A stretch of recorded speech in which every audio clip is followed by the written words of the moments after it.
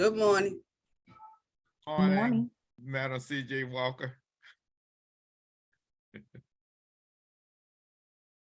Mm.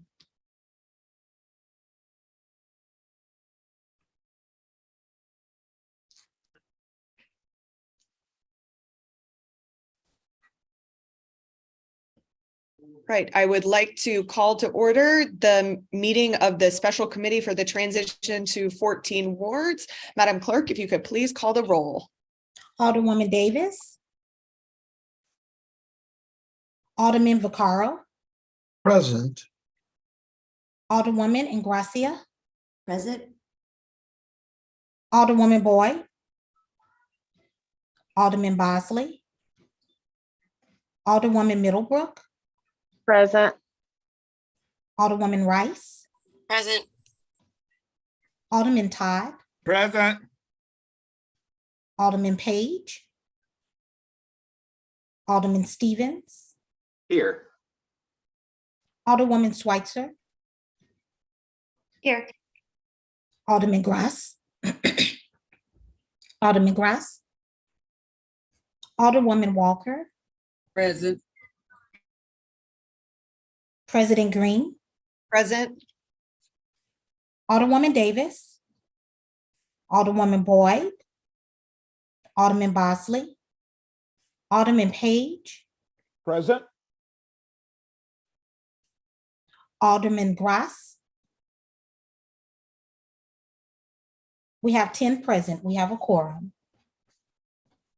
Quorum being present, I will entertain a motion to approve the minutes from the Thursday, January 5th, 2023 committee meeting. So motioned. Seconded. Was moved by the Alderman from the 12th, seconded by the Alderman from the 23rd, that we approve the minutes from January 5th, 2023. Madam Clerk, if you could please call the roll. Alderwoman Davis. Alderman Vaccaro. Aye. Alderwoman Gracia. Aye. Alderwoman Boyd. Alderman Bosley. Alderwoman Middlebrook. Aye. Alderwoman Rice. Aye. Alderman Todd. Aye. Alderman Page. Alderman Stevens. Aye. Alderwoman Schweitzer. Aye. Alderman Grass. Alderwoman Walker. Aye. President Green. Aye. Alderwoman Davis. Alderwoman Boyd. Alderman Bosley. Aye. Alderman Page. Alderman Grass. We have 10 aye votes. Great.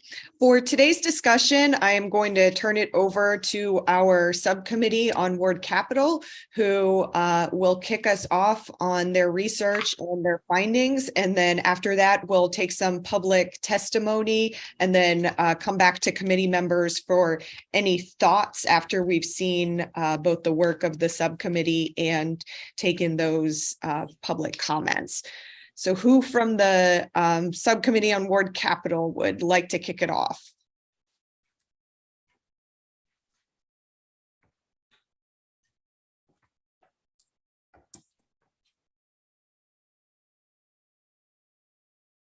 All right.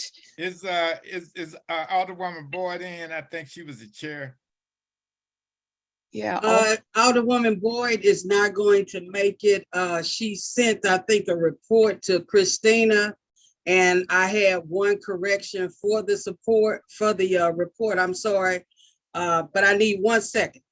Madam Walker, CJ Walker, I'm sorry, Madam Walker, could you, are you gonna do it then?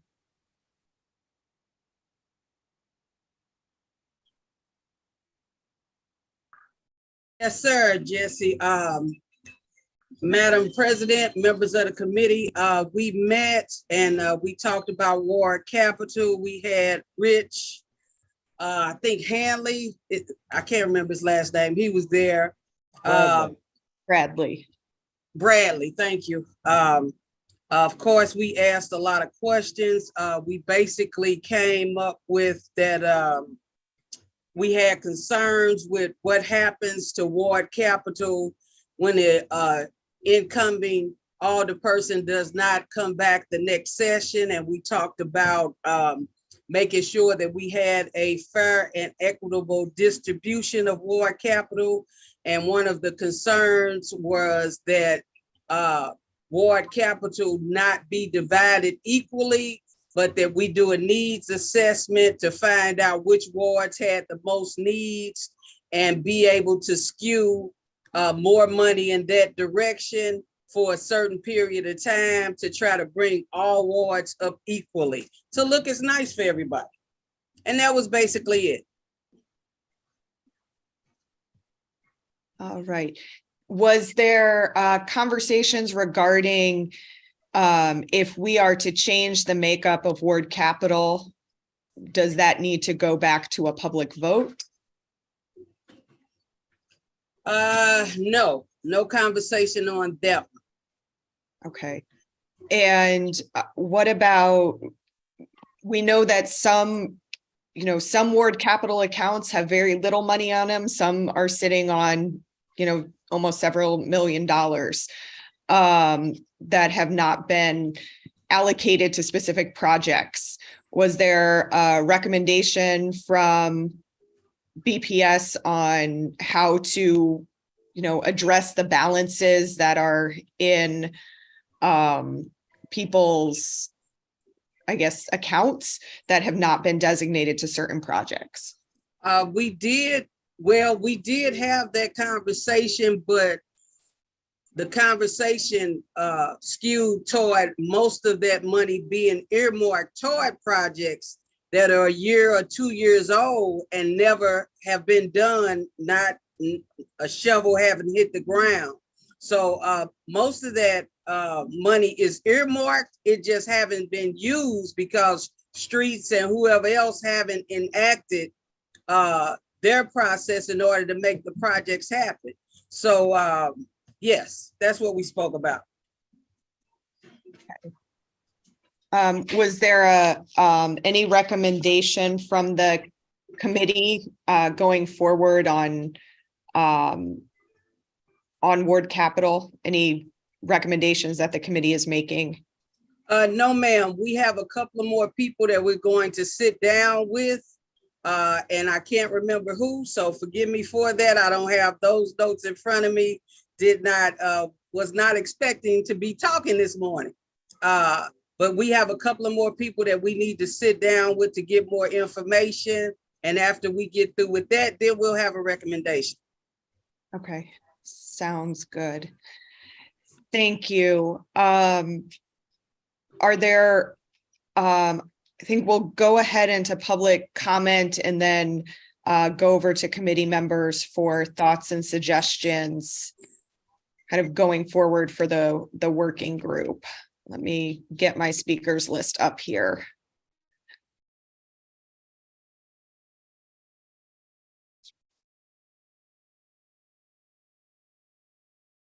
All right, the first person I have is Gwen Cogshell. Oh, no. Oh, good morning. My name is Gwendolyn Cockshell. I live in the now. Sorry, I'm Hold on. sorry. She would have to be sworn Yes. in. Okay. Hold on one second. Do you, if you could raise your right hand, please. Do you swear to tell the truth, the whole truth, and nothing but the truth? Yes. Mhm. Okay, you may proceed. Okay. My name is Gwendolyn Cockshell. I live in the old 26th ward, which now is the 10th ward. And I think I've been living here for over 50 years, and I think Ms. Walker addressed what I'm concerned about, and that's the distribution of monies. And we inherited a little of the 28th ward, which is the ward that Lyda Cruson lives in. We inherited a little of the 18th ward, where it's been a lot of development is being done by Rankin. And I'm in the ward that's closest to what we call the land that time has forgotten. And I know that the people that represent persons like in the 28th ward or the old 28th ward or the rest of the city, would be concerned about taking all the money and putting it in places like Ms. Walker was said that's needed, because everybody that pays taxes wants to be represented. But if you look at the city of St. Louis, that has not happened in decades and centuries in the city of St. Louis on the city's north side. If you walk down the city north side, you would see that some of the sidewalks are starting to look like mud. There's no sidewalks, they're turning into mud, starting to actually look like East St. Louis. So my concern is how the money is going to be distributed. And also the fact that what we need to really look at, I'm concerned with all this money coming to St. Louis, and it's been like giving it away to certain people like of low income. But if you really look at all the federal dollars that's coming down, some of these people haven't paid mortgage and rent in over 2 or 3 years. Some of these people have gotten increases on food stamps into the thousands. So we sit up and we start giving money away. You know, the best that's a problem with me, because the best program we had to me was something like Darlene Green had, where we loaned people low interest rate loans. We couldn't get loans from banks like myself when my furnace went out and I didn't have $11,000. So I say we had good programs that we could use this money for, where the city can recoup that money back instead of giving it away. We're going to become like a welfare state. But the last thing I want to talk about is the fact that Spire is tearing up all the streets in the city of St. Louis. They said that they were supposed to dig these holes and replace these meters. And then Lyda Krewson, when she was in office, had said that she was going to pave all these streets. Well, I know it costs $20,000 for our street to get paved. And I know that I don't know how much money we're going to get, with all these. I don't know if it's going to be $1 million, because it's like 3 wards we're getting. So I don't know how this money is going to be divided up. But I know that from Martin Luther King to Page, from Goodfellas to Kings Highway, it's like I said, no development, nothing's being done in these areas. And so if we were worrying about taxation without representation, the north side would be that, where the median income is $32,000. So I think if we want to bring this city up, we're going to have to start looking at bringing North St. Louis up, because my grandbaby is 9 years old, and she did a video that says, where is my tax dollars going? So if you don't think that this anger is building up when you start taking away schools and these food deserts, if you don't think young people are looking at this and this doesn't infuse them when they go up and start tearing up stuff, you gotta, you need to rethink that. So I'm concerned with Spire tearing up these streets, and they're constantly putting these potholes in these streets. Like I told them prior, I had to pay $680 for my car to be repaired. I repaired it myself, but this year moving forward, if they don't address it, I will be sending these this bill to the city of St. Louis. So I'm concerned about the have and the have-nots, and we're going to have to start looking at it, or this city is going to steady decline. Thank you for listening. Thank you for your testimony. Next up is Charles Bryson. Thought I saw him. All right. Do you swear to tell the truth, the whole truth, and nothing but the truth? I do. You may proceed. Thank you, Madam President, and members of the Special Committee on the Transition to 14 Wards. I thank you for allowing me to speak today. Philnet once again goes on record requesting either the elimination of ward capital or a very equitable distribution methodology. From the report given by Alderwoman Walker earlier in this session, things seem to be moving along the right track. Although, having been in government, I will tell you, this discussion about ward capital takes people aback, because no one wants to offend a sitting or a future alderperson. So I think that conversation must be taken into consideration. If funds are not already allocated for a project, I think TrailNet would suggest that it be allocated back to the Streets Department as of July 1st. I think that's an equitable way of doing it. TrailNet also strongly recommends that all changes be made in this aldermanic session. The reasons are, it allows the budget division to make the necessary changes in their budget assumptions to give to the Board of Estimate and Apportionment, which, as we all know, really begins the budget process. It allows the Streets Department to begin to properly plan for the upcoming fiscal year and beyond. And it removes the debate around ward capital from the upcoming aldermanic races. TrailNet encourages you to break with the short-lived history and very inequitable distribution of ward capital for the betterment of our city. Again, my thanks. Thank you very much. Next up is Kay Wilson. Hi, it's Kia Wilson. Thank you. Though. Yeah. Do you swear to tell the truth, the whole truth, and nothing but the truth? I do. You may proceed. Okay, thank you. So my name is Kia Wilson. I am for now a 6th Ward resident, soon to be in the 7th. And I'm also an advocacy journalist who speaks and writes about traffic safety issues nationally. And what I know from the work that I do is that the cities that have been most successful at saving lives on our roads do things very differently than we do here in St. Louis. And we have a real opportunity as part of the ward capital reallocation process to follow their lead. And in my opinion, we should be centralizing the money we currently divide amongst the wards and systematically, in a data-driven process, prioritizing it to areas where people are being killed and injured the most. For a little bit of background on that, I think there's actually a couple of intertwined goals boiled into that. First, the cities that we should be emulating have universally committed to 2 interrelated things: a Vision Zero goal, which is the goal to end car crash deaths and serious injuries, and second, a safe systems approach, which says that we can achieve that goal through systemic policies. This is not a fringe idea. US DOT actually adopted these 2 things as our federal framework a year ago. But what sets really good Vision Zero cities apart is that they do not think of traffic violence as random or as simply something that bad motorists do because they are bad people making bad choices, but as the consequence of policy choices that we as a society fail to keep people safe. So first, we badly need to adopt a Vision Zero goal.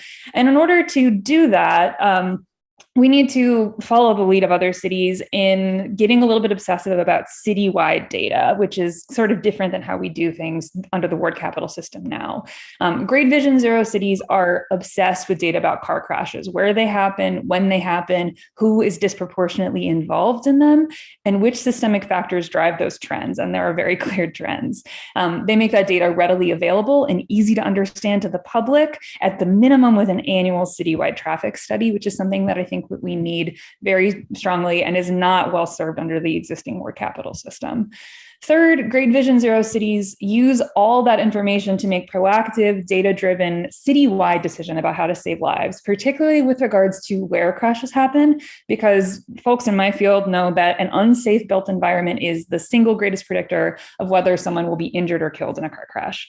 So if 45% of pedestrian fatalities happen on just 6 roads, which is happened in St. Louis in 2021, we would put the money towards those roads to fix them rather than spreading those dollars across 24 or 14 wards.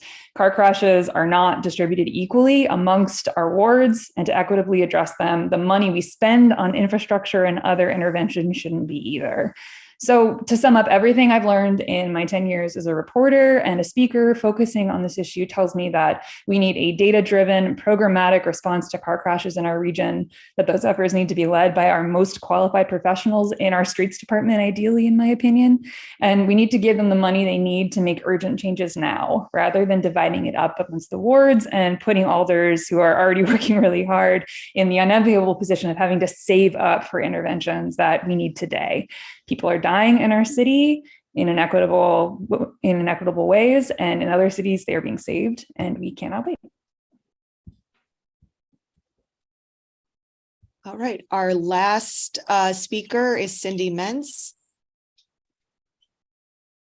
Yes, I'm here. Swear to tell the truth, the whole truth, and nothing but the truth? I do. You may proceed. Thank you, Madam President and members of the Special Committee on Ward Reduction. I appreciate the time you're allowing me to present. My name is Cindy Mentz. I'm the CEO at TrailNet.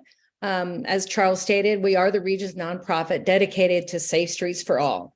And we believe that our streets can be places that connect people to each other and their community. As we've been discussing on Ward Capital, our city lacks a unified, focused, and appropriately funded approach to making the streets safer for everyone. The current system of distributing ward capital limits the city's ability to respond to the needs of our community, or as Kia Wilson just said, the urgent needs of our community. And we can see the result of our present system with the impacts on the physical, economic, cultural, and social environments of our neighborhoods. For generations and continuing today, the distribution of ward capital has limited access to resources and access to opportunity for our Black and Brown communities, especially on the North Side. The evidence is in plain sight, just as stated by Ms. Cogshell. When you walk, drive on the North Side neighborhoods, you can see a patchwork of missing, deteriorated sidewalks, maybe even mud, and also small piecemeal approaches to street improvements. We also see it in the traffic violence experienced in the North Side wards when compared to other wards, and documented in TrailNet's crash report and East-West Gateway's equity analysis of crashes. I think we can all agree that all St. Louisans deserve safe access to public streets, not in a block by block or a ward by ward approach, but citywide and based on need, similar to as Alderman Walker's comments on supporting the use of a need-based approach. So TrailNet supports this elimination of ward capital and redirecting the funds to the streets department so it can be used equitably and on a need-first basis. By restoring the funding into one bucket, it will allow for intentional planning. And I know it sounds repetitive, but there is a stark difference for the streets department between being directed to fund projects one at a time by 28 different priorities for a current year, compared to having a predictable revenue stream to support strategic long-term goals to meet the requirements for creating a robust transportation system that can safely support all modes and all users. And most importantly, these consolidated funds can support the long-term implementation of the mayor's upcoming comprehensive street study.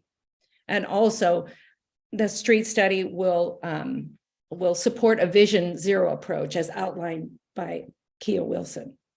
So I want to thank you for allowing me this time to present. Thank you. Thank you. That concludes our public testimony. Alderwoman Walker did say she had a few more things to add to the committee debrief from previously. So I'm going to go back to her first before we go through members of the committee. Thank you, Madam Chair and members of the committee. The discussion was on ward reduction. We'll look at regarding distribution of the dollars of the project, and it was discussed to speak with Lou Golly regarding a 0.5 cent tax ordinance. And one of the questions that needed to be answered was, does the ordinance specify how many wards and how will it look due to the new boundaries? It is estimated that each ward will be getting an estimate of maybe $650,000 versus the old amount that we get. It was also asked, how would the project move forward after the election, which I hit on before. And Rich Bradley explained that a project that had been approved already for an alderman could not be stopped by a new alderperson. So even though he said that, I know that's not factual because I know my personal experience. The committee will look to see if the ordinance must be amended and send it back or to put it back on the ballot. They will take a look at that, or we will take a look at that. Mr. Bradley did show that BPS departments has a process in place to ensure that wards will be funded, even if we have not made decisions or finalized the discussion that we're having. It is a recommendation of the committee that we proceed on these meetings past March the 23rd, because it's still going to be things that have not been settled, and that this not be rushed. Felt like it should have been done a long time ago, so we need to take our time and do it right versus rushing to try to get it done before the election. The committee also spoke about the distribution, and I pointed that out earlier about the need to do a needs assessment versus just equally distributing money. And it also recommended, and this is what you asked me and I didn't answer, Madam President, that any excess of the dollars go to the Capital Committee Fund. And it also stated that the administration is looking at ward capital and things that the aldermen should not have to pay for out of their ward capital. So that might change. So that concludes me. Thank you, guys. Sorry, but I did find my notes and I wanted to give you what I missed before. All right, thank you.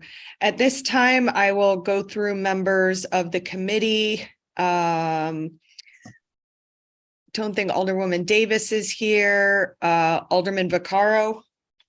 Yeah, so I can tell you right now, the voters voted on that half-cent sales tax back when Freeman Bosley Jr. was the mayor. And it's very specific how that ward capital is divided. And we can't just, I'll just warn, we can't come in and say, well, the voters voted on this and we're going to ignore that. You're also haven't discussed the city works money, which also the voters voted on, which is equally divided up amongst wards. I believe if you're going to make changes, it's going to have to go to a ballot. But for the aldermen or any group to say, gee, we're going to ignore what the voters voted on, then how do we, first off, we can't. It'll end up in court. Just like anytime we do anything that we're not supposed to, it just ends up in court. But to ignore what the voters voted on also sends a large distrust in the next tax issue you put on the ballot saying, well, we'd like everybody to vote for this. This is where the money's going. And then to come along and say, well, we're going to ignore that.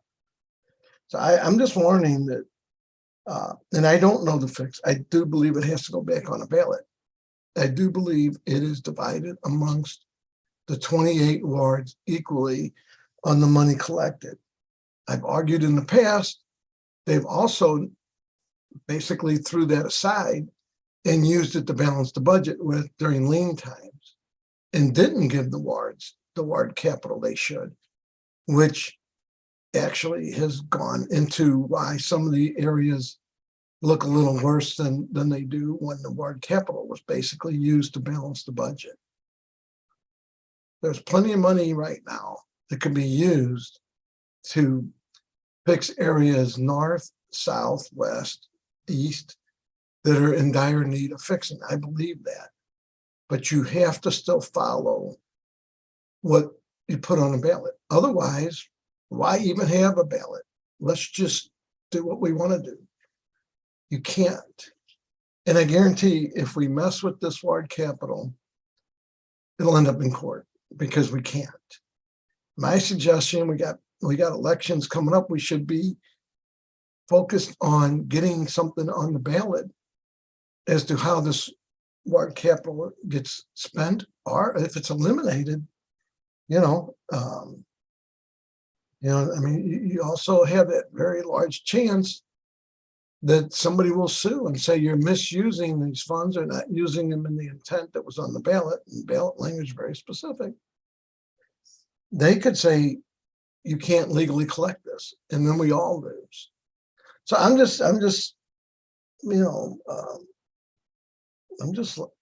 saying that we can't just do what we want to do. Anyway, that's just my only comment, and I would caution against just saying, well, as the alderman now will ignore the will of the people. That's, I mean, that's just, you can't do that. That's like as if we got somebody elected and we said, well, we just don't think that person should be elected, so we won't swear them in because we didn't like that. It's not what we wanted. We cannot ignore the will of the people. This was a vote. If we're going to change it, it needs to go back on the ballot. And that's just my only comment. Thank you. Thank you. Alderwoman Ingracia. Just quickly wanted to thank the members of the public who came to speak before us today, taking time out of their schedules, and also appreciate the members of this committee who have started to dig into this important issue. I don't have anything further. Thanks. Okay. Alderman Bosley.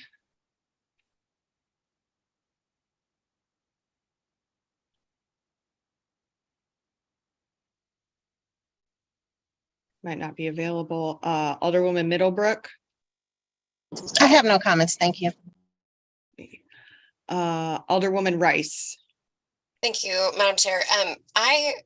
So it looks like our legal counsel is on the line. I think he said in the chat that he's listed as Clerk Terry Kennedy here. But could we ask if he is able to weigh in on whether or not this is something that would need to go back to the ballot? Lou, is that something that you've been able to take a look into? Yeah, I'm happy to look into that. The alderman from the 23rd is correct that all taxes need to be voted on by the city residents. But the allocation of ward capital was based on ordinance. I would like to go back and check out the exact ballot language, though, for the tax proposition that the residents voted on. Okay, I think that's helpful. I think in my experience here as well, I represent a very different geography of the city streets, and than some of my colleagues do. Like my ward, the streets in my ward look very different from the streets in the second ward or in the first ward, and so trying to figure out a way to better distribute funds, if they're supposed to be used on infrastructure, then they need to be tied to the infrastructure that exists, not to a political boundary, particularly one that is just so vastly different in size, let alone in need. So, one of the things I do want to be careful with, a lot of the reporting around ward capital for folks who have higher balances still in some of our pockets. I'm one of those. I think there's a couple 100,000. And I'm a little bit unclear as to if that's specifically ward capital or if that also includes what's supposed to be St. Louis Works funds, or things have gotten a little hairy these last couple of years. But trying to ensure that if the intent of the project is to still continue forward, so that be allowed to continue, so we don't actually move money out of ward capital until the project starts, until they've started construction or they've started engineering or something like that. And so if that, even though we have set aside money, or we've had a conversation with BPS or with the streets department about the next improvement that we're doing with that money, until that project has started, that money is going to look like it's unallocated. And so just a caution, I know the alderman previous to me in my ward had wanted to do some crosswalk striping, and that when I came in, I was told immediately, like, well, you can move that money if you want to move that money, there's no strings on that. So but that was what he had talked to the constituents about. That's what we've been trying to sort of get that project done in the intervening years. So it may be helpful to have a more thorough conversation with BPS about, if there's something that we need to do to make sure that that money is encumbered. If we have ongoing projects as we're moving out, then great. But then, so it's sort of two pieces. It's what do we do going forward with money in each new budget year, and what do we do with the pocket of money that's left as these wards change over, because the fiscal year doesn't start until July 1. So all of these funds, are there in wards that won't exist after April 18th. So I guess those are sort of my two biggest red flags. I do agree on, thank you, Kia, for coming on. I've followed Kia's work on social media and some of the reports and things that she's done. And, I really think that Vision Zero is something that the city should absolutely adopt. I think we owe it to our residents to be looking to keep as many of them alive as possible. And so whatever it is that we need to do to move in that direction, I would figure out how we can get that going here. So anyway, I guess kind of a lot of thoughts around I thank the subcommittee for starting to dig into this. If this is a situation where it may be helpful to have Rich Bradley or our BPS liaisons come on, or, can we ask them to prepare sort of a comprehensive report on what is left, what is sort of encumbered, unofficially encumbered, what is officially encumbered, what is St. Louis Works funding, what is, what I mean? Those are sort of bigger questions that I have. And so if we can ask them for that type of a report, kind of ward by ward, I don't know what the feasibility of something like that is. I know that they do give us each quarterly reports. So we have some documents there, and maybe they can just collect all of those. But it looks like there's still a lot more information to be gathered, and then processes to be figured out here going forward. So thanks everyone from the public for coming in and testifying again today. Thank you. Alderman Todd. Thank you, Madam Chair. I would just like to reiterate what the Alderwoman from the 22nd Ward said. Over a period of time, north of Delmar has, and especially north of Page, has been neglected in that we had, good example, we had the city openly planning what was called the Team 4 plan, which was to take money from North St. Louis and put it in the Central West End, which I represent, and the South Side. At one time when I was a youth neighborhood worker for the poverty program, the Central West End looked just like any place, one of the most neglected places in South St. Louis. I mean, in North St. Louis. But money was put in there.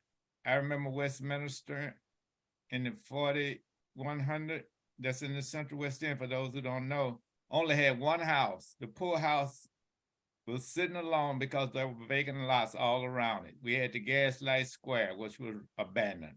We had, and I could go on and on. Money has been poured in. So people north of Delmar pay taxes too. Everybody pay taxes. Plus, let me be perfectly frank. I'm just speaking about Africans, Black people. Now, because of the fact that we have been paying with labor from the Atlantic Ocean to the Pacific Ocean, didn't get a penny for 250 years. That's $14 trillion.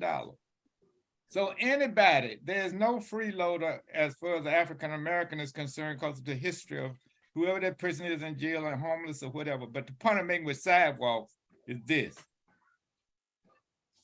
What has happened is we have LRA. I was trying to get some sidewalks fixed. They don't do it.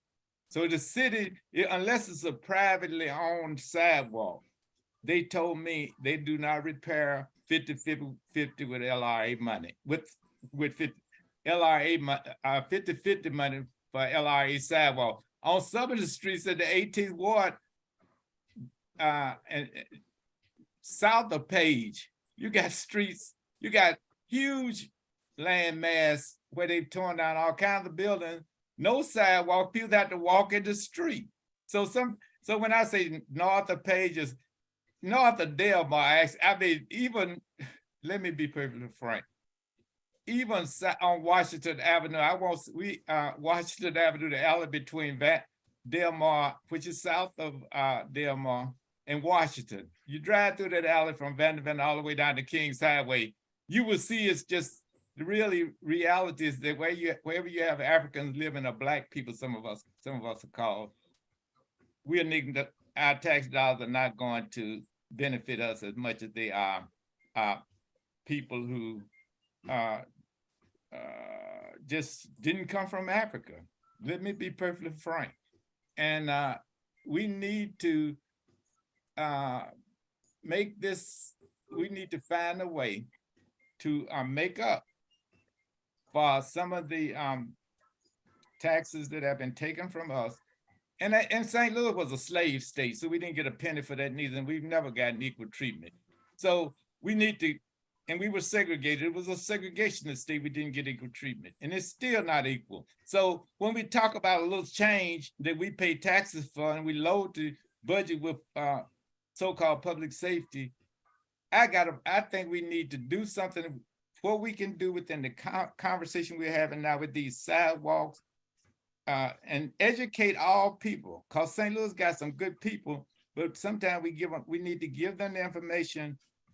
And once our good people, black and white in St. Louis, has the best horse anybody ever seen on earth, they would do the right thing. I think what has been missing is that some of us haven't been informing our constituents to the historical neglect, as well as the fact that we need to have one St. Louis.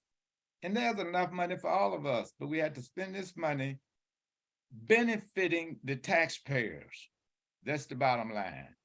And in the most effective and efficient way. And once we do that, there's enough money for North St. Louis, Central West End, and South St. Louis, downtown and out west, which means we call it North St. Louis now, but they used to have a name when I was a kid. That was called out west. It didn't matter whether it was north of Delmar or not. And so we switched it around.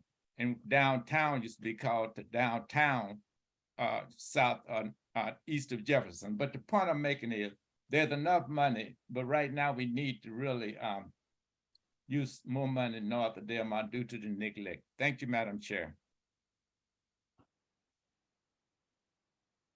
Thank you, Alderman. Alderman Page. Yes, thank you, Madam Chair, members of the committee, and members of the public. I'd like to say that I sincerely appreciate our existing ward capital program. That does not say that it doesn't need some tweaks and adjustments over time, but I kind of wanted to share a personal experience. Soon after I was elected, I worked very closely with my constituents, both in neighborhood associations and individually, to determine what capital projects meant the most to them. And it probably comes as no surprise that their resounding response was street repair and paving. With that information, I put together what I call my comprehensive street repair and paving plan, where I sought to identify, with input from my neighborhood organizations and individual constituents, the places that needed the most repair. Well, so far, through Ward Capital, I've been able to get some critical infrastructure projects done. I've gotten funds allocated to a critical LED lighting program in downtown west part of my ward that will assist with safety and security. But I have had tremendous challenges in getting street repairs and paving started. So I just wanted to say, and that's one of the reasons why I have not the most ward capital of all of my aldermanic colleagues, but I have a significant amount of ward capital available for allocation because I need to allocate that money to street repairs. I will continue working with the streets department, with BPS, and with other members of the administration to try to get these funds allocated properly to street repair so that we can make our ward drivable and walkable. I've also been able to get some sidewalks repaired through Ward Capital. So the program does work, but I've just got to work harder to get streets repaired and paved in the fabulous 5th/14th Ward. Thank you, Madam Chair. Thank you, Alderman. Alderman Stevens. Thank you, Madam President. I do have a few questions. If Miss Kia is still with us, I'd like to, oh, she may have hopped off. That's okay. I'm here. Hi. Oh, are you? Oh, hello, hello. Where'd you go? Oh, I scrolled down. I'm so sorry, Miss Kia, Miss Wilson. I'm interested in getting more information from the Vision Zero goal about that project and whatnot. And you said it was part of the U.S. Department of Transportation, that they've adopted it, right? The DOT. Okay, so that should be easy to find. But I was wondering if you had any information, as we were sort of chatting about before the meeting officially launched, on how, say, Kansas City or other comparable cities not just in Missouri, but in the Midwest approach streets and traffic safeties, or if you have any sort of directions in which I might rabbit hole myself after this meeting. Yeah, I think Kansas City is a great rabbit hole to go down. Another one that is fresher in my mind, just because I've been reporting on it recently, is Cincinnati. So Cincinnati has a population not very different from ours. I think it's 309,000. We're actually a little bit more dense than they are, comparable city budgets. Their pedestrian fatalities, I think I wrote this down, in 2021, they had 6 pedestrians die, and St. Louis had 20. And they are a city that does centralize, like their equivalent of the Board of Aldermen, their council, is very involved in traffic safety still, though they centralize their funds within a streets department and a Vision Zero coordinator who's funded, they created this position through their recent ARPA fund allocations. But they are doing things like, they had a council person successfully bring forward a bill that created a 5-person dedicated team just to install pedestrian safety improvements. I would say that that's the kind of thing that makes me really excited and I think is really effective.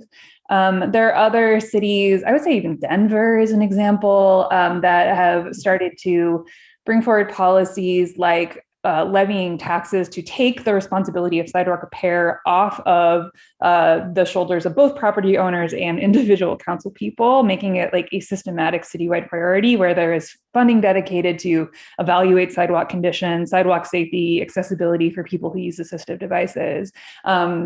Make sure that those things are in compliance with the ADA and what we call PROWAG standards. Happy to send more details about that. And that they are systematically repaired rather than just when somebody is injured, somebody's hurt, somebody is killed.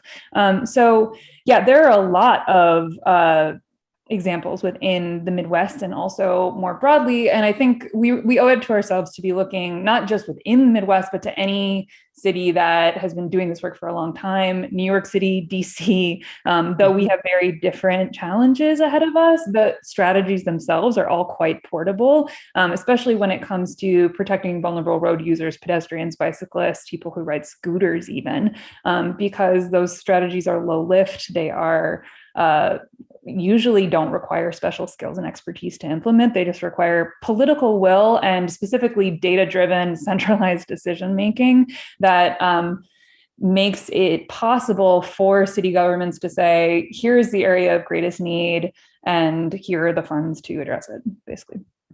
Okay, brilliant. Well, thank you. I mean, that is so much more than what I was hoping for. So thank you. I got Cincinnati, KCMO, and Denver are sort of most directly comparable, but that other cities, even cities such as New York and so on and so forth. Someone's cricket phone. It's not necessarily the city, but the portability of the implementation itself in the Vision Zero guide, which Mr. Bryson sent to me. So thank you, Mr. Bryson, for sending that over. Thank you, Ms. Wilson, for further elaborating. And I will drop my email in the chat if you don't mind, or well, if you don't mind me dropping my email in the chat, so that we can continue this conversation. I think that it's worthy and I'm interested in that. Absolutely. Okay, brilliant. Thank you so much. And then regarding, I mean, I think I've been very vocal here at the Board of Aldermen that I do not necessarily support ward capital categorically, right? That is not to say that I don't utilize it or recognize that this is a system that has been in place since before I was born, right? But thank you for your email, Ms. Wilson. You know, I am a firm believer in the separation of public administrators and public elected officials. I think that both protects us and the public administrators when it comes to these things. That said, the voters did vote on it, so I would defer to any referendum piece. I would like to pose a question to either Mr. Galley or anyone here on the committee that might know off the top of their head when the deadline to get ballot initiatives submitted for the April election are, because it has to be 10 weeks before the April general election that we put on a ballot piece, correct? Correct. It's 10 weeks from the date of the election. Okay, so what would that be? 10 weeks. So that's coming up relatively soon, isn't it? It'll be sometime in the second week of February or so. I think it's the last week of January, but I'd have to count back with the calendar. Okay. I mean, that's easy enough for me to look into as well, but I just wanted to put that out there in case we are considering any ballot initiatives, because that is coming up readily, quite swiftly. And I don't know that we would even have time to get something through the Board of Aldermen to the effect of putting something on the ballot without bridging into that 10 weeks. Is that correct? January 24th, Alderwoman. Okay, Alderwoman Rice put in the chat January 24th. Okay. That said, I am still interested, along with Alderwoman Rice, Alderwoman Walker, and Alderman Vaccaro, on the sort of ballot language back during the 1990 or so election for ward capital, as well as the how it fits within the Hancock Amendment, which requires putting all tax initiatives before voters. And I do think it's worth, after more than 30 years of this program existing in the city, sort of reviewing it as the special subcommittee on the special committee of 14 wards has been doing, and I applaud my colleagues for doing so. Okay, Alderwoman Rice noted that a court order could allow us to push it back a week. That'd be a writ of mandamus, I believe. But regardless, I do wonder if, again, looking to comparable cities such as Kansas City, Missouri, if the new board and the new legislative branch of government could not approach street safety and street infrastructure through the application of ward capital funds towards street safety and streets infrastructure, if it could not be approached at a sort of at-large method of governance, which Kansas City has, where the city would be broken up into regions, equitable regions, appropriate regions. I'm very apprehensive to ever suggest breaking the city up into regions, because historically that has been used as a weapon in the city. But that would it would take the pressure off one individual alderman working within very specific geographic boundaries, and allow the region of aldermen and alderwomen to look at streets infrastructure. And I don't know if that might be a feasible process for approaching this moving forward, because as my colleagues have said, and as we all very well know, we're held pretty hard and fast by these geographical boundaries when it comes to repaving roads or updating sidewalks or XYZ. And I just last week approved an $84,000 project for Loughborough, south of Carondelet, that I was able to do, thankfully, with Alderwoman Schweitzer's approval, because that's our border. And she's been very supportive of this project and a part of it since day one. But she had the opportunity to kill it had she wanted to. So I do wonder if taking a more sort of regional approach, a sort of more shared approach to this issue, because I believe it's worth defining as an issue, is something that could be done.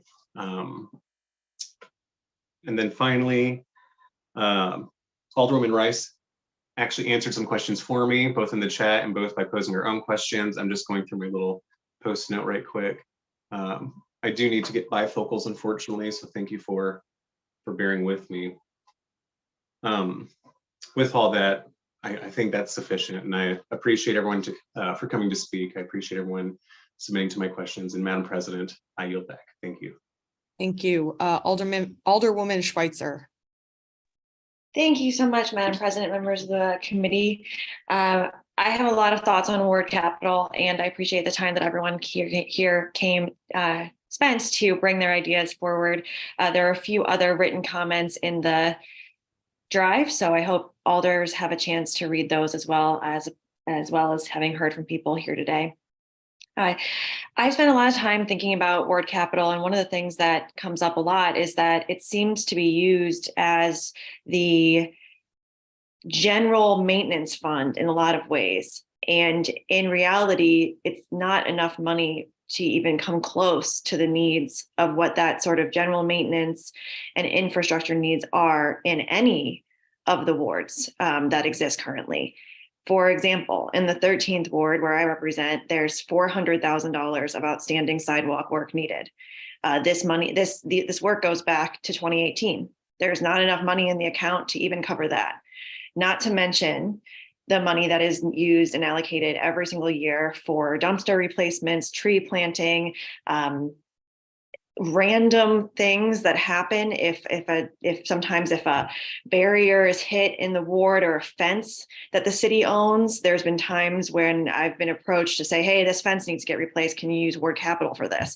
Or, hey, you used not you, but the 13th ward in the past used ward capital to purchase and put up a speed monitor on Kings Highway, and it was damaged in a car accident. And if the 13th ward was another one, you have to use ward capital again for that. But then you ask, how is that possible? Isn't there insurance that covers this being damaged? And they say, well, even if there is, any money from that insurance claim goes to the city coffers and is not reallocated to ward capital. So I think the conversation that pins ward capital as if it were all pooled, the streets issues in St. Louis could be solved is just not a fair way of looking at it, because it's just not enough money. It barely covers routine. I mean, it doesn't cover routine maintenance in the wards that exist as they are. So it's not like, wards even in South St. Louis, like I represent, are just completely covered by ward capital and that's all it needs. And, we got all this extra money sitting around. That's not the case at all. And just in terms of the nuts and bolts of ward capital, it being distributed 28 ways for each ward, is how that specific tax is distributed. That's not how city funds in general are budgeted or allocated. And so I think that is, again, kind of an interesting way of phrasing it, as if this is the only funds that are being spent on each ward. And they definitely shouldn't be the only funds that are spent on each ward. This isn't anywhere near enough of amount to spend on each ward, as I've said a few times now. And then in thinking about the nuts and bolts of the actual moving of money in an account, the money that is the unallocated funds in a ward capital account is very simply that, unallocated. Every time an alderperson gets a ward capital report, it has a page or 2 pages or however many accounts that your ward has that shows all of the different accounts where allocated money is either sitting or how much is left in those accounts. So if you've allocated money for street improvements for a specific street, it goes into a separate account. It's not sitting in an unallocated fund because it has been allocated and it's in that account. Now, can an alderman, if that money is not spent, take money from the allocated account and move it to something else? Yes, that does take an act of E&A to do so.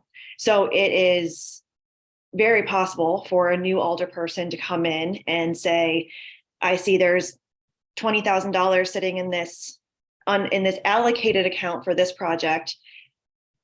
I'd like to move it. And then it does have to go through a process through E&A to move it. It's not, cemented into that spot, which is important, because if the project's completed and there's money left over, you want it to be able to move from the completed project fund back into, an unallocated fund, or so it can be allocated again. As my colleagues have pointed out, sometimes you allocate the funds and then the work just kind of doesn't happen. I think one of the things, and I talked about this a little bit in our meeting in the Streets Committee yesterday, that I'm really concerned about is there's so many different things that are put on a smaller and smaller city workforce, and it is very difficult for them to manage all of these different programs. And that's not an excuse. It is a reason for things to be slowed down. It's not an excuse. And by that, I mean that it has to be fixed, but it's something that is a root cause of a lot of the problems in the city of St. Louis is staffing issues. I mean, I think we all know that. That's nothing new. The St. Louis Works Fund hasn't been allocated for the past few years because the budget, either it wasn't written, sent to the, alderperson, wasn't sent to the alderperson, just this sort of, kind of messy process, honestly, that had a lot of very important work and has a lot of very important work that's being held up through this process. So I think this ward capital discussion is sort of opening a can of worms into a lot of funding discussions that need to be had about how money from different places and different taxes and from gets to different departments and how they get that money out. And if they're getting that money out, and the role of an alder person in poking until that money goes out. I know in the 13th ward, whenever I've allocated funds, I'm sure the city employees get sick of hearing from me so much about when are these trees getting planted? When are these sidewalks getting put in? When is this road improvement happening? And I do think of that as part of the role of an alder person, because we want to see outcomes for our community. I mean, if we didn't want to see outcomes for our community, I don't know what we're doing here. So, in that way, having that kind of ability to have some influence on how money is spent in your ward is helpful, because it allows you to focus on problems that people care about. I do understand that there are problems all over the city, and I'm certainly no expert in judging this problem as this is not a problem, is a problem. I mean, I think we can all look at the conditions of roads across the city of St. Louis and know that there are certain areas of the city that need more money than other areas of the city. But again, ward capital is not, that's a Band-Aid. We have a bullet wound and we're trying to slap a Band-Aid on it. And I think that makes this conversation one that needs to be opened up even further. I think I had thought that I had asked for a Board of Public Service to be here and to present to us today, so I'm hoping that that's coming soon. If we need to have something on the ballot, we need to have something on the ballot, and it's also coming soon. If it is just an ordinance to change from 28 to 14 wards, I think that is the most true to what the ballot language probably said. If there is not time to put it on the ballot to change how the wards are how the funds are allocated. And I'm open to all these discussions. I just want to be realistic about what ward capital is and what it is not. And like I said, it is a Band-Aid for a bullet wound is what is how I feel. I've spoken with the streets department and people there, a lot of different times about, how sidewalks should be funded instead of through a ward capital program. It should possibly be more like the sewer lateral program, in which people are paying a small amount of money into this fund so that when their sidewalk does need work, hey, there's just money available for it. Just like if the sewer needs work, there's money available for it and it can get done. It's not about 50-50 program. I mean, in the 50-50 program in Ward 13, the sidewalks have been sitting there since 2018, some of these sidewalks. So that owner or that property owner who may have put their sidewalk up for getting work done is now not there anymore. And if the new person gets the letter and say they don't want to do it, everyone just puts up with it going up. I mean, it's just kind of a nutty system to me anyway. So I have a lot more thoughts on ward capital, and I really look forward to further discussions. And I'm just so grateful for the time, and I yield back. Thank you. Alderman Gross.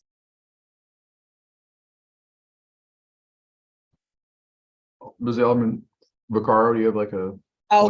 I'll go back to people who have already spoken after. Okay. No, I didn't know if you had like a procedure thing.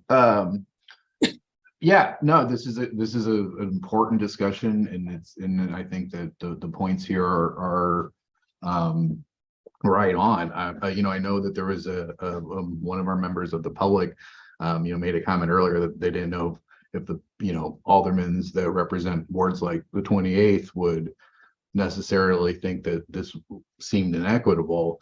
And I'm the 28th ward alderman, and I absolutely think this seems inequitable. And I think that besides all the historical reasons and these reasons that we kind of talk about a lot about why ward capital isn't equitable, I think you also have to realize that a lot of places in the city, like my ward, also have special taxing districts that pick up the tab on a lot of things themselves, and they have institutional partners that pick up the tabs on a lot of things themselves as well.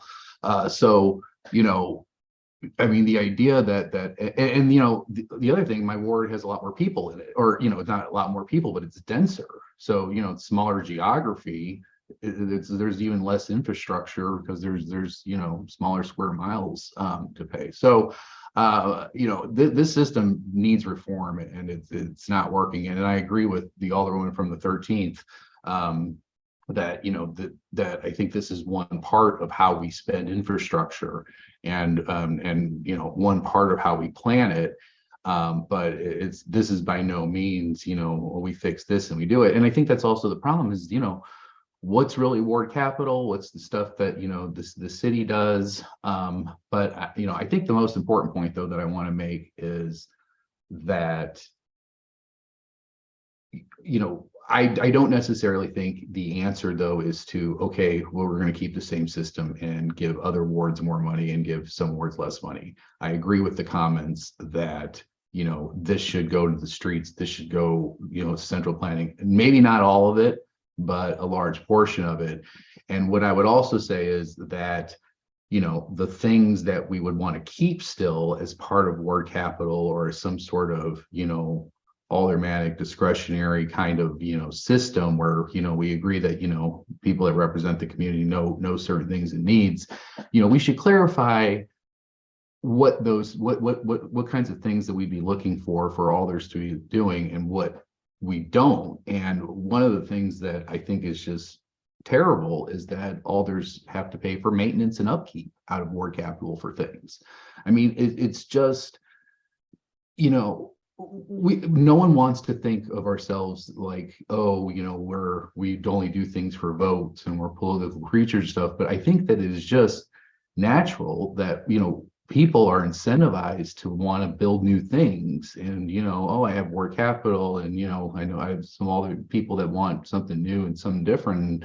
You know, if you're wanting to prioritize trying to like maybe put speed humps in because, you know, you're wanting to make a positive impact, well, then you're taking money away from, you know, roads that, you know, oh, it's like, okay, this road's looking kind of bad, but, you know, some people are kind of complaining and then, but it doesn't look maybe as bad as wanting to decide to spend money on it as something else. I mean, it's just the idea that alders are having to weigh like routine paving and upkeep alongside of, you know, do some trees need to go here, do some pedestrian lighting projects need to go here. You know, I think that is over time, no matter what we think of ourselves as people, I think over time is you're going to see just that neglect is going to take place because people aren't going to do the upkeep until it's broken, really.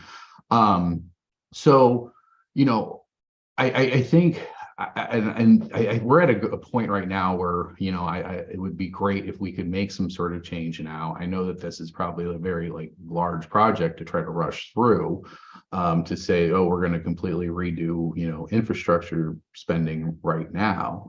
But at the same time, you know, I think now is as good as time as any. And I think that, you know, we have an opportunity with you know, word reduction stuff to maybe, you know, take a chance. So I guess I'm agreeing with my comments, and to kind of, you know, wrap it up, I think that, you know, we need to substantially reduce the scope of things that ward capital is used for. Maybe not completely eliminate it at all. You know, maybe alders should still be able to have some fun where they can do some community improvement projects in their ward that are, you know, make our city as, you know, the extra flair, right? Like, you know, the city should be paving the roads and everything like that. And maybe we have a little bit of discretionary money to improve our community in the way that our community wants to see it. But, you know, beyond that, oh, and then I think the other important point though about this too is, and the alderman from the 12th, I think, made a really good point about, you know, public administrators doing the role of elected officials, you know, and vice versa. And besides, you know, kind of like the conflict parts and various things that, you know, I'm kind of going over, it's just so inefficient that, you know, to do anything, you need to get, you know, you can get a hold of the alderman, then it's like you have to explain everything to the alderman, and then, you know, you have to get approvals from these groups and this group. And, you know, I think that when we're looking at reforming ward capital, if we can, when we do it, you know, we have to look at it, you know, with an eye toward equity first, but then B, you know, we have to make spending money in the system, in this city, easier to do, you know, more efficient to do. You know, we have, you know, and I know this is a different conversation, but we have all this ARPA money that we need to spend, and, you know, BPS, you know, taking every project individually, you know, bidding out a design, bidding out contracting, you know, every project kind of handled separately and piecemeal is makes it very hard to do anything, and it really reduces our capacity as a city to do anything. So, you know, if we could reform the way we spend money in the city to be able to, you know, contract like big design build projects all at once, you know, and you know, big parts of the city all kind of get paved at once, you know, et cetera. I think that it reduced costs, you know, if we can get bids more consolidated, and not have to do project by project, ward by ward, and et cetera. So there's so many reasons to change this. I can't think of hardly any to keep the status quo, besides just that it's a lot of work and there's a lot going on right now, which is a terrible reason to not do it. So I hope we can try to work and try to get something done now. And you know, the only other thing I would say is, obviously we need to follow the law, and however we need to get this done, if it needs to go to a vote of the people, because, you know, that's what the law requires, then that's what the law requires. But if it doesn't go to the vote of the people, you know, maybe this is a controversial opinion, but, you know, I don't think we owe the voters from 30 years ago anything here, as far as, you know, that there was a vote here that devised the system, and now the system, you know, if we're all agreeing that this needs to change, it's not in the charter. You know, we have a I mean, our charter sets up an elegant system of what our ordinances, what are the types of things that the Alder people can do, and what are the types of things that the voters need to do. And if this would comply with that, I don't think we need to say, well, it has to go back to the voters, just kind of as a nicety to the voters from 30 years ago. So I would just err on the side of getting things done as opposed to not. I think that's all I have to say. So appreciate the comments and appreciate the work everyone's doing on this. Thank you. All right. Alderwoman Walker, any other comments? Yes, Madam President, thank you. I just wanted to clarify that the committee or subcommittee, excuse me, was not saying that it wanted to overlook the will of the public, that we were saying that we just needed to take a look at the ordinance and then reach out to our legal counsel to find out how we can get those things done. So just clarification. I yield. Right. Alderman Vaccaro. I had a couple things, and then one thing I wanted to add after Alderman Grass's comment. I am one of those voters from 30 years ago, so I think the city owes me what I voted for, along with anyone else that has lived in the city their whole life that has voted on these issues. And I think that's a terrible thing to say. I think it's terrible. The reason I rose my hand, let me get my thoughts because I got a little mad there. One of the things that ward capital is used for, and I use for, is matching funds. In where the area Alderman Bill Stephen represents, that major street was done with matching funds. Lose those matching funds and our parks will not get the work that they needed. I will also,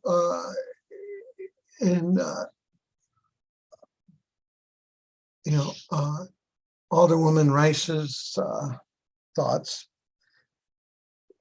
You have, just like every ward right now, has over $300,000 in city works that has not even been allocated yet.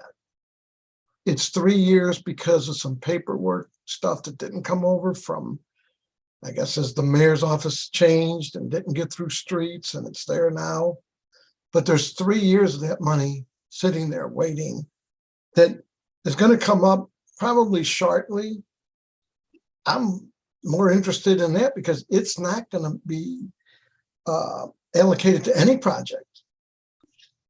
I mean, we're talking about ward capital, but I can tell you that St. Louis Works or City Works, however you want to say it, that money is going to pop up and is not allocated by anything.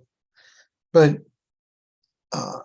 one of the things I agree with Alderwoman Schweitzer, that this is really doesn't help. It at least helps get, you know, we have paved our major streets to the best we can. Our neighborhood association gets together. They're the ones who decide. My ward has the least amount of money. We only have $11,000 because we get together. I'm waiting for $200,000 worth of sidewalk work to get done. It's funded. It's just sitting there. I'm told that the comptroller's office, that all these things, these projects are sitting in there and nothing's moving through there. I don't know if that's true or not. I brought that up in streets yesterday, but so you were asking about the City Works versus the ward capital. Your City Works funding has not been available to your ward, mine, or any other ward in the city for the last 2 years, plus this year, which is 3 years. So each ward has over $300,000 whenever it gets finished up and through, which won't be allocated. What I'm finding interesting is, are they going to go against the voters on that and take that back? Anyway, that was my train of thought until Alderman Grass told me that my vote didn't count 30 years ago. And for that, I hope every senior, not even senior, because you don't have to be that old to have voted 30 years ago. Please don't disregard us. Anyway, that's all I'm going to say, because otherwise, you know, I'm just not happy with that comment. But I just wanted to let you know that, you know, we keep talking about the ward capital. When the City Works is going to pop up completely unencumbered by anything. That should be interesting. Anyway, that's my thoughts. Alderman Stevens. Oh, thank you, Madam President. Just as a follow-up, and in part to Ms. Coxshell's question about, or statement that we need to be educating the public as to what the role of ward capital and streets and so on and so forth and City Works funds are. As I work on which anyone's able to join, I'm just going to say, as I work on the new Board 2.0 guide, working title, I do think it would be worthwhile to have a section on sort of ward capital and City Works funds with both a history and sort of the operation of it. But I would pose to the subcommittee on ward capital, as well as the special committee on the transition to 14 wards, whether or not it is both feasible and prudent to perhaps solicit public questions through, say, a Google form or just a sort of informal but widespread soliciting of what the public's questions are regarding ward capital or regarding, I mean, really any part of this process that we're undertaking, so that we can incorporate those into the final new Board 2.0 guide. So I merely wanted to pose that as a question and a thought piece for all of us here at the board, whether or not it is both feasible with the time we still have remaining and prudent to solicit public questions informally through means that we've used previously for, say, redistricting or so forth, in order to hear directly from our citizens what questions they have, and to thus provide answers to those questions by way of this finalizing document that I and whomever wishes to join am working on. So with that, Madam President, I yield back with gratitude. Thank you. Alderwoman Rice. Hi, thanks so much. I will be quick. One thing I wanted to flag, I think Alderwoman from the 13th raised this, trees, street trees. I don't want to lose sight of this. It's something that for our environmental and sustainable goals to keep the city as cool as possible and potentially increasing temperatures and things that we, if we are going to reallocate these funds, that we find a specific line item that we're able to fund as many street trees as possible, replacements and new plantings, because those are the things that are going to help keep our city livable in a new climate. So just want to flag that. And caring for those trees would also be great to fund, not just planting, but making sure that they stay healthy and maintained in ways that aren't hurting people in the process. The second item, I did drop in the chat, I believe the most recent ordinance authorizing this half-cent sales tax from 1993.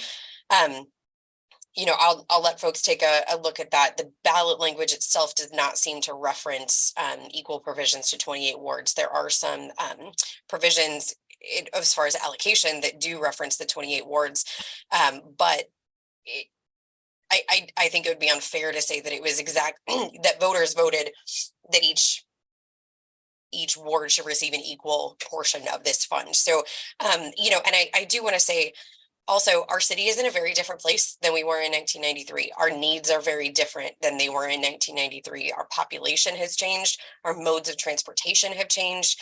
The Americans with Disabilities Act and the requirements that we create mobility and safety for people who are using assistive devices has changed in that time. And if we need to update things to make our city safer for people, then I think we owe it to our citizens to do that. And even, I mean, these reckless criminal driving trends that we've seen even in these last 2-3 years, that has changed.